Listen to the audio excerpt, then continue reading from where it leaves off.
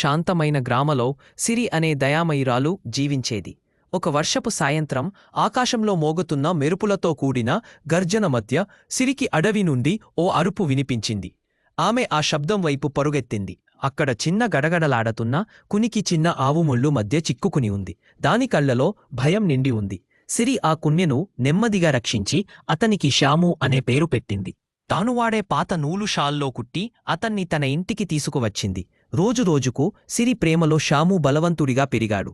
ఆమె ఎక్కడికి వెళ్ళినా అతడు వెంబడి వెళ్లేవాడు. ఒక చిన్న అమ్మాయి మరియు ఆమె కున్నె నవ్వులు, రహస్యాలు, కలలను పంచుకుంటూ ఉండేవాడు. వేసవిలో సిరికి తీవ్ర అనారోగ్యం వచ్చింది. శ్యాము ఆమె కిటికీ దగ్గర రోజులి పొడవునా నిలబడి ఉండేవాడు.